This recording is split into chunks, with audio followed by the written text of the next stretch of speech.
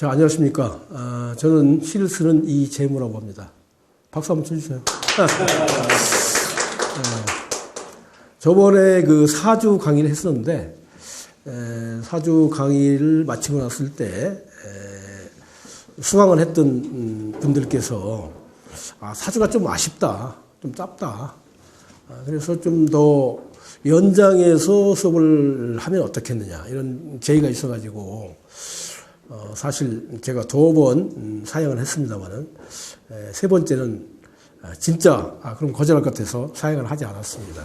그래서 이번에 다시 수업을 오픈하게 되었습니다. 그래서 이번 수업은 8주 강의를 할 텐데, 저번보다 조금 더 그래서 심화된 그런 학습이 이루어질 것입니다. 그리고 이번에는 마지막 2주, 2주 차는 실제 여러분들의 창작, 습작을 가지고 합평을 하는 그런 시간을 가져보도록 하겠습니다. 그러니까 지금부터 앞으로 6주 후가 되겠죠? 한번 습작을 한번 해보세요. 실전을 한번 해봐야 또 창작의 고통도 이해할 것이고, 또 원래 선수는 운동장에서 뛰어야 돼요. 그렇죠? 관전하는 것만으로는 만족할 수가 없습니다. 그래서 한번 실제 부딪혀보는 그런 현장 수업을 하도록 하겠습니다. 그래서 총 이론 수업은 6주가량이 될 것입니다. 여러분들 그 시에 대한 개념, 정의를 많이 들어왔을 텐데, 다시 한번 제가 확인하는 의미에서 시의 정의를 내린다면, 시라는 것은 자신의 생각과 느낌,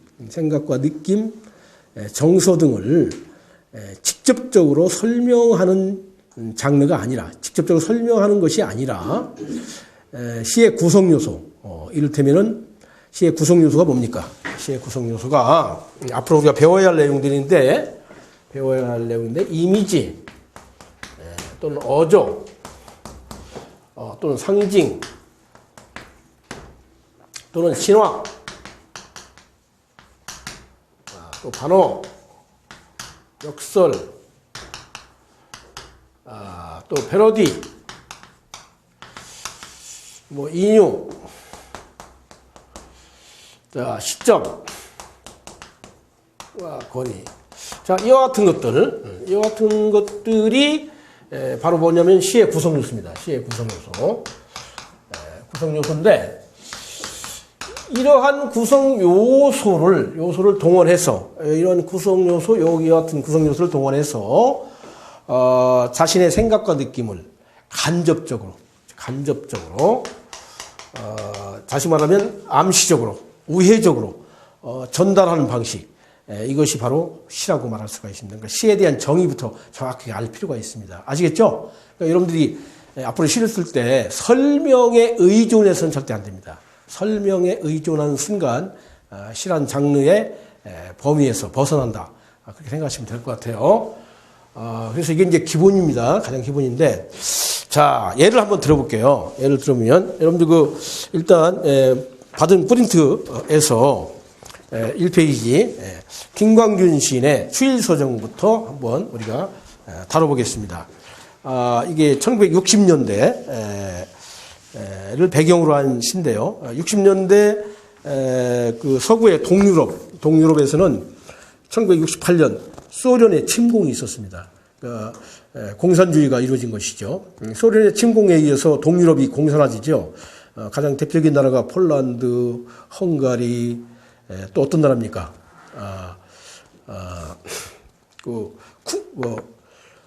밀란 쿤데라가 참을 수 없는 존재의 가벼움이라는 소설을 썼죠. 영화도 나왔죠. 프라하가 바로 어느 체코 이와 같은 나라들이 소련의 침공을 받은 거야. 그래서 참을 수 없는 존재의 가벼움이라는 장편 아십니까? 사실은 소설 제목이 가볍다고 써있지만은 실제 내용을 읽으면 되게 무거운 소설이에요. 무겁고. 밀란 쿤데라가 체코 출신 작가거든요.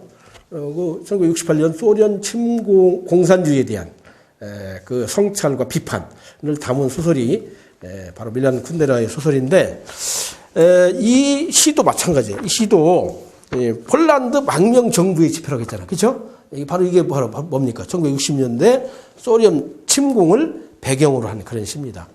아무튼 낙엽은 A는 폴란드 망명 정부의 지표라고 했나요? A는 B라고 했습니다. 그럼 수사법 우리가 중고등학교 때 배웠던 걸로 상식으로 얘기한다면 A는 B다. 은유법이죠? 은유법이다 이게. 그러면 여러분들 망명 정부의 지표는 쓸모가 있어요, 없어요? 쓸모가 없죠. 그럼 이건 무슨 뜻이야? 낙엽은 쓸모가 없다 이런 얘기예요. 그러면 낙엽은 쓸모가 없다라고 얘기하면 뭐가 되는 거야? 설명이 되는 거야. 설명이 되니까 그렇게 얘기하면 시가 아닌 거야. 그래서 뭐라고 얘기했어? 설명은 시가 안 되니까 시인은 원래 시인이 말하고자 하는 생각, 말하고자 하는 관념은 뭐야? 낙엽은 쓸모가 없습니다. 이렇게 말하고 싶었을 겁니다. 근데 그렇게 얘기하면 시가 안 되니까 그러한 생각을 뭐로 바꾼 거야? 저기 말하잖아요. 비유로. 여기 비유 안 썼나요? 이거 제일 중요한데 안 썼네? 큰일 날 뻔했네. 비유. 그 비유 가운데, 비유가 6가지가 있어? 6가지가 있는데 그 6가지 가운데 은유. 은유의 방식으로 자신의 생각을 간접적으로 말했단 말입니다. 이해되죠? 간접적으로. 이게 시단 말이야. 간접적으로 말하면 되는구나. 그 다음에 두 번째, 포화에 이지러진 도른시. 이게 이제 소련 침공.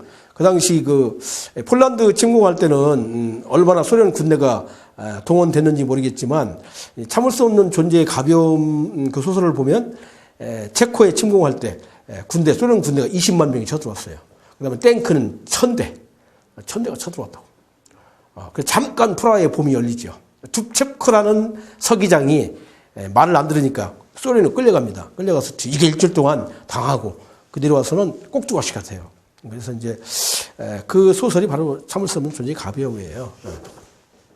하여튼 여기는 이제 폴란드인데 도른시는 이제 전쟁에 의해서 파괴당한 그런 도시야. 그 도시의 가을 하늘을 생각하게 한다. 뭐가? 낙엽이 그렇다는 얘기야. 그럼 이건 무슨 뜻이야? 낙엽을 보면 황폐하다 이런 얘기야. 왜냐하면 전쟁에 이지러진 도른시의 가을 하늘은 황폐함이거든. 한마디로 황폐함. 그러니까 시인은 뭐라고 말하고 싶었냐면 낙엽을 보면 황폐한 생각이 들어 이런 뜻입니다. 그럼 낙엽을 보면 황폐한 생각이 들어 하면 아까 얘기했듯이 그 뭐야 이건? 생각이 그건 뭐냐면 설명이야 설명. 설명이고 관념이야. 관념이니까 설명 관념 아까 시가 된다고 했어 안 된다고 했어? 안 돼. 그렇게 말하지 말고 이처럼 돌려서 말했다면 돌려서. 황폐하다라고 말하지 않고 이렇게 우회적으로 돌려서 말했다. 자, 오늘 명심할 것은 시라는 것은 어떻게 말한다? 돌려서 말하는 것이다. 우회적으로, 간접적으로, 직접 말하지 않는 것이다. 이것만 오늘 기억하고 하셔도 됩니다. 다음 표현을 잘 보세요. 길은 한 줄기 구겨진 넥타이처럼. 자, 넥타이처럼이라는 표현이 나왔죠? 밑줄자. 그 넥타이처럼이면 수사법 뭐야? 우리가 그 비유의 6가지 가운데 있었죠? 그러니까 6가지가 은유, 직유, 의인, 화류, 대유, 풍유 이렇게 6가지가 있는데 여러분 오늘 잘 알잖아요. 처럼 나오면 뭐야? 같이처럼 나오면 무슨 법이야? 직유잖아요. 직유. 내가 이제 학생들한테 보면 비유에서 아주 자신 있게 대답을 2가지 합니다. 은유와 직유야. 그 뒤로 대답을 안 해요. 하여튼 넥타이처럼 직유가 나왔습니다. 자, 넥타이처럼 풀어져 길이. 이거 벤치마킹 하면 돼. 근데 벤치마킹 할 때 그대로 갖다 쓰면 그건 표절이야. 그러니까 이런 걸 갖다 뺏길 적에 안 들키게 뺏기려면 어떻게 풀어놓은 혁띠처럼.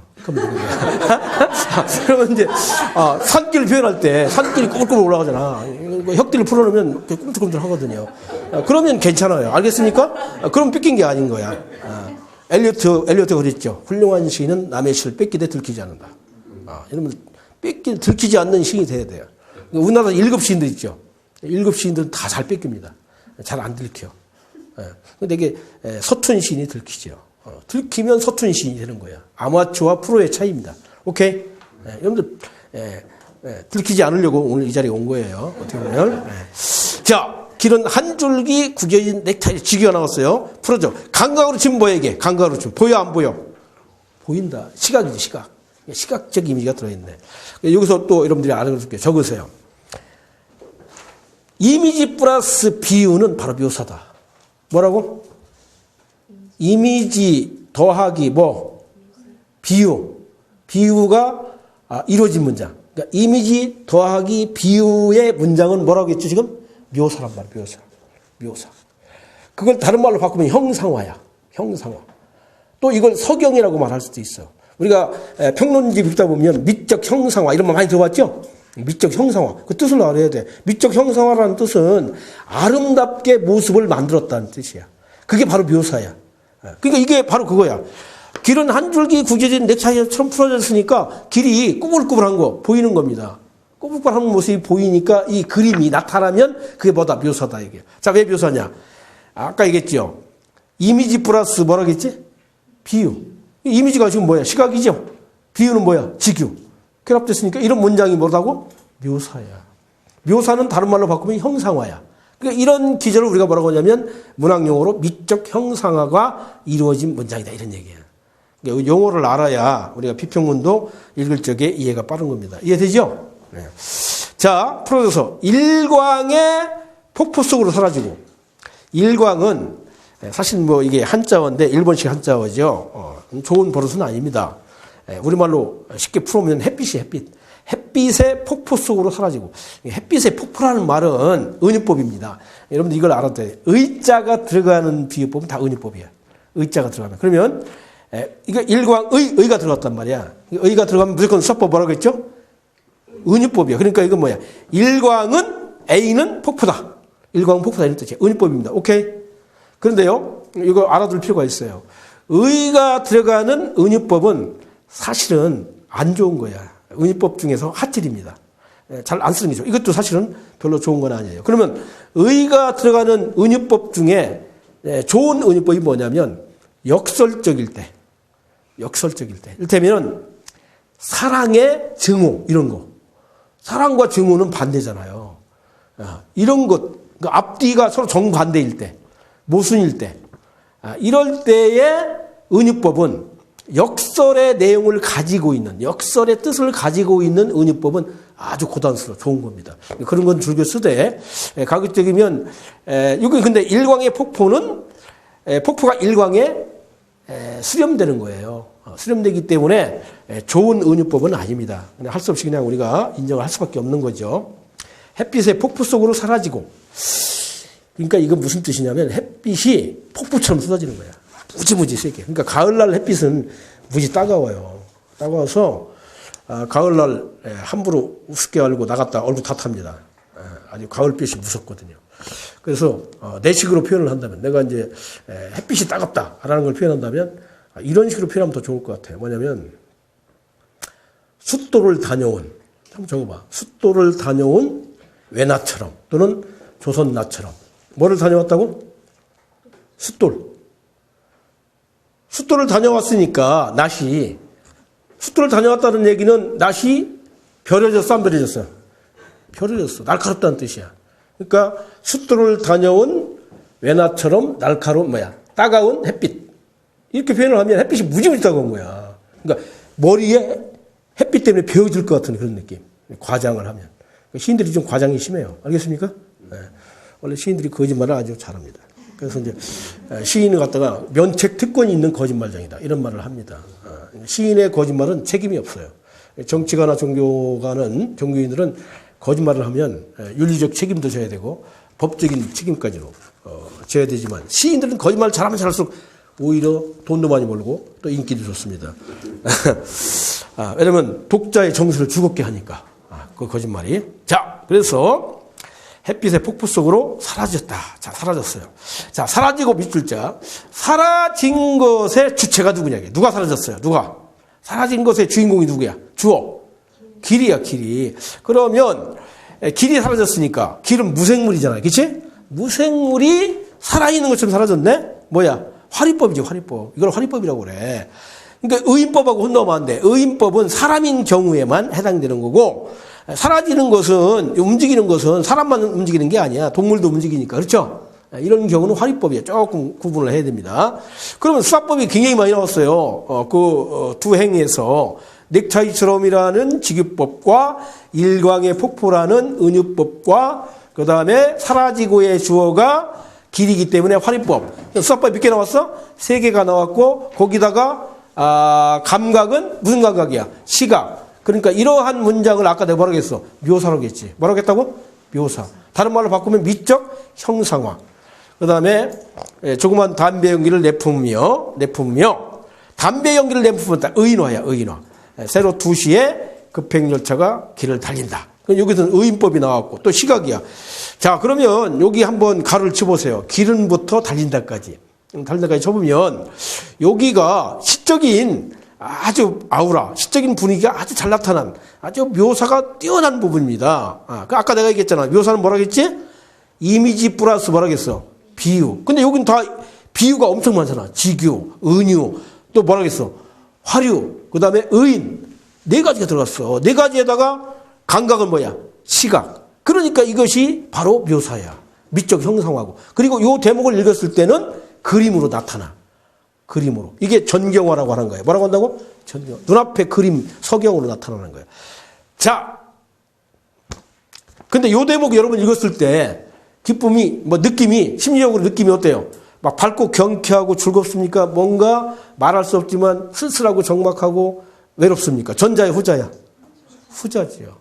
근데 만약 시인이 나는 가을날을 맞아서 매우 외롭고 쓸쓸하고 적막합니다. 이렇게 쓰면 그건 뭐라고 아까 얘기했지. 그게 뭐야 그건? 그거 설명이야. 그렇게 쓰면 돼 안 돼? 안 되는 거야. 근데 여러분들이 초보자들을 꼭 쓰면 그래요. 뭐라고 쓰냐면 가을바람이 부니 마음이 쓸쓸합니다. 이게 시라고 생각하는 거야. 아닌 거야. 그렇게 쓰면 안 되고 지금 이것처럼 어떻게 해야 돼?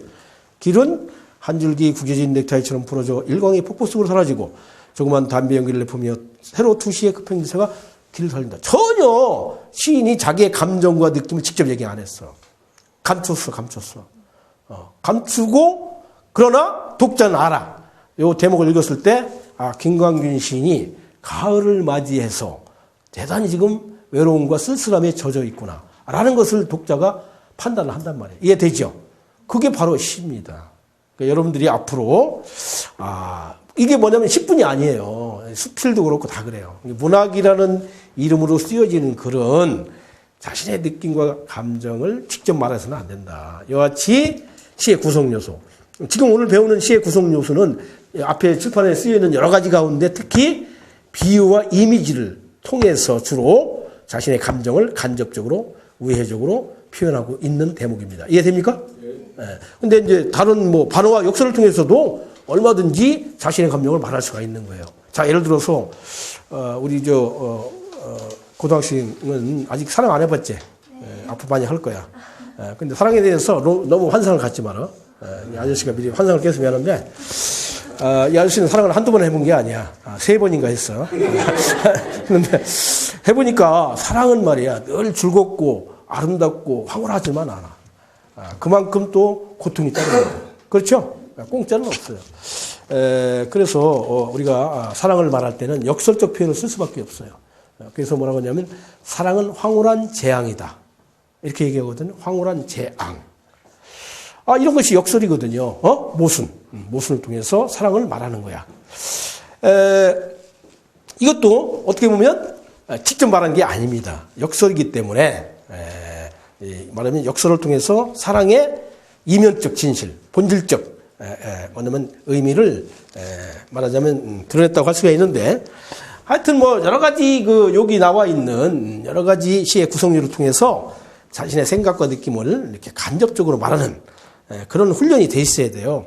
훈련이 돼 있어야 되는데 이제 자꾸 성급하게 자꾸 설명을 통해서 자신의 생각을 드러내는 것. 이거 그러다 보면 시가 아닌 게 됩니다. 오케이? 그걸 꼭 아셔야 돼요. 그 다음에 포플라 나무의 근골 사이로. 근골이라는 말도 사실 좋은 표현이 아니에요. 일본식 한자어인데 근육과 뼈입니다. 포플라 나무의 근육과 뼈라는 거니까 가을날 이게 이파리가 다 떨어진 거예요. 그러니까 말하자면 뭐만 남은 거야? 가지만 남은 거야. 가지. 그러니까 포플라나무의 가지만 남은 거야. 그러니까 기영도는 이런 걸 뭐라고 표현했냐면 다 발라먹은 생선 가시 같은 겨울 이렇게 생선 가시로 표현했어. 생선 가시가 훨씬 설득력이 있죠. 그렇죠? 우리가 이제 겨울날 낙목 이파리가 다 떨어진 겨울날 나무를 보면 생선 가시 같잖아요. 그렇죠? 근데 제가 이제 최근에 아직 시비에는 안 나왔지만은 이런 시를 쓴 적이 있어요. 어떤 시냐면 한번 제목을 적어보세요. 아주 지금 굉장히 좋은 시인데 비평가들이 아직 제목을 안 내요. 좀 아쉽습니다. 어떤 내용의 시냐면은 제목이 물고기와 나뭇잎이라는 시야. 물고기와 나무. 물고기와 나무라는 시인데 여러분들 나뭇잎을 잘 보세요. 나뭇잎을 보면 무늬가 있죠. 그 무늬가 뭐 같아요? 생선가시 같아요. 생선가시하고 비슷하잖아. 그래 안 그래? 근데 우리 한자 성어 중에 이런 말이 있죠. 연목구어라는 말이 있죠. 그 연목구어라는 것은 어리석은 사람을 갖다가 연목구어라고 합니다. 왜냐하면 나무에서 물고기를 구하려고 한다. 그러니까 불가능한 일. 우리가 불가능한 일을 꿈꾸는 사람에게 연목구어라는 말을 쓰죠. 나무라는 뜻으로. 어떻게 나무에서 물고기를 구할 수가 있느냐. 근데 저는 그걸 뒤집었어요. 왜 뒤집었냐면 나뭇잎의 그 모양을 보니까 꼭 그 물고기 같아. 그 생선 가시. 물고기 가시 같더라 이거야. 거기서 발상을 얻어서 시를 쓴 겁니다. 근데 실제로 제가 한 15년 전에 그 캄보디아 앙코르와트를 갔다 온 적이 있어요. 근데 앙코르와트를 가는 방식은 푸놈펜, 캄보디아 수도 푸놈펜에서 비행기를 타고 1시간 가는 방식이 하나 있고, 경비가 모자랄 경우는 푸놈펜에서 여객선을 타가지고, 그 일본 빼더라고. 근데 근데 일본 사람이 소유가 아니고 일본에 사온 거야. 근데 제가 갈 때는 그랬어요. 한 7시간을 메콩강을 거슬러 올라가. 배를 타고 앙코르와트를 가는 방식이 있어요. 근데 메콩강은 여러분이 알다시피 라오스, 태국, 캄보디아 4개국을 경유하는 아주 엄청 수량이 큰 많은 어마어마한 강입니다. 그런데 또 더러워요. 왜냐하면 그 수상 가족들 있죠. 거기에 막 거기다 배설하고 거기다 물고기 잡아먹고 더러워요. 그런데 그 무슨 얘기를 들었냐면 그 얘기 들은 거 가지고 썼어요. 그러니까 잘 얘기도 들어야 돼요. 그 메콩강이 이제 우기와 건기가 있단 말이에요. 우기와 건기가 있는데 우기 때가 되면 물이 흘러 넘칠 거 아니야. 그래서 그 강물이 흘러 넘쳐서 평야로 빠지는 거예요. 평야로. 그래서 그 물고기가 평야로 초원 같은 데로 간 물고기들은 그 나무 열매를 먹어요. 나무 열매라든가 나무에서 떨어지는 숲이 있잖아, 숲이. 나무 껍질 같은 거. 이런 거 먹고 살아. 그런데 이제 건기가 되면 물이 쫙 빠진단 말이야. 빠지는데 물고기는 이게 머리가 좀 안 좋아요. 머리가 안 좋아가지고 우리 가짜 낚시밥에도 걸려들잖아. 머리가 얼마 안 좋은지 모르겠어. 근데 이 물이 빠져나갈 때 이게 동작이 들어가지고 물고기가 미처 못 빠져나가는 거야. 하도 많아가지고. 그러면 그 초목에 물고기가 남아. 썩어. 그러면 순환되는 거야. 잘 보세요. 아까는 물고기가 뭘 먹고 살았어? 나무 열매를 먹고 살았잖아. 이제는 누가 먹어? 나무가 누구를 먹어? 물고기를 먹잖아요. 이해됩니까? 반복 순환이야. 이게 불교로 치면 불교적인 세계관, 불교적인 상상력으로 보면 이론론적 세계관이야. 뭐냐면 물고기가 나무가 되고 나무가 물고기가 되는 겁니다. 오케이? 거기에서 기원을 얻은 거야. 거기서 기원을 얻어가지고 내가 이제 시인이 엉뚱한 상상력을 하는 거죠. 과학적 사실과 일치하지 않아도 상관없어요. 시인은. 나뭇잎에 생선가시가 있는 이유를 알겠다 이거야. 그 기원을 알려면 메콩강에 가면 그 비밀을 알 수가 있다. 이렇게 구라를 치기 시작한 겁니다. 이해됩니까? 그래서 이제 그 시가 나온 거야. 그게 시야. 메콩강에 가니까 물고기와 나무가 번갈아 살잖아요. 그래서 나뭇잎에 물고기의 가시가 남아있구나. 그리고 바람이 불 때 나뭇잎이 반짝반짝 물비늘처럼 반짝이는 이유도 이제서 알겠다. 이렇게 구라를 치는 겁니다. 오케이? 이해되죠? 이게 시란 말이에요.